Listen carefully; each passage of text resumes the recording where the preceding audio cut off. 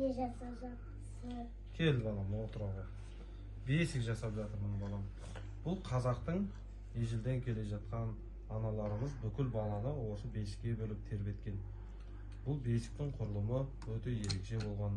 Мынаны жорғасы деп атайды мысалы. Бұл бесіктің тербелуіне көмектеседі. Мына бесіктің бел ағашы, мына бесіктің асты болады. Түсіндің ғой балам? Иә. Қазақ ата бабамыз ағаштан көп дүние жасаған. Мысалы домбыра жасаған ұлттық аспабымыз, ыдыс аяқ жасаған, кесе жасаған ағаштан. Қазақтар ағашты көп қолданған. Мынау бесіктің бел ағашы дейді. Бұны тербетуге баланы, ары бері ұстап жүруге арналған. Түсіндің бе балам? Иә. Енді мамаңа апарып берейік бесікті. Баланы қалай бөлу керек екенін үйретсін саған. Нашым біз бесік Ой, жарайсың балам, өте керемет шығыпты бесігің.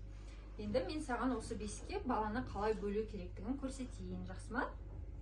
Ең алдымен бесікке баланы бөлемес бұрын аластап аламыз балам.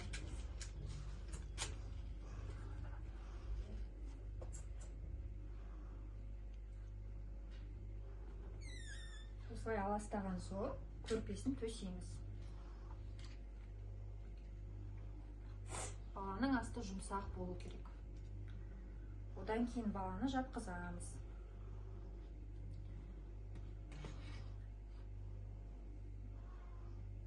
Баланың аяқ қолы түзу болу үшін және құлап кетпес үшін осындай белбеуін тағамыз. Өткізе қой балам. Жарайсың.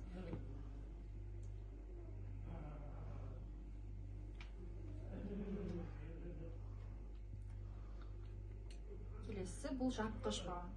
Бұл қыста суықтан, күн ыстықта ыстықтан қорғайды балам. Міне, бесігіміз осылай құралады.